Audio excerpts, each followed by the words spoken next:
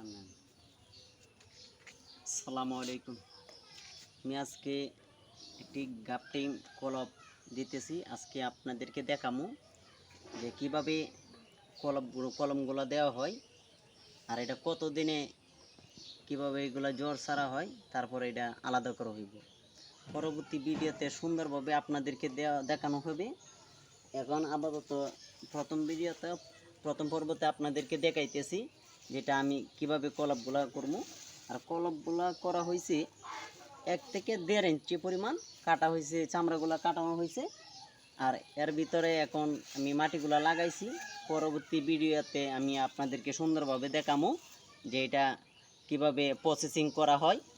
আপাতত যেহেতু সন্ধ্যা হয়ে যাইতেছে, এই জন্য আমি দেখাইতে পারতেছি না। ধন্যবাদ।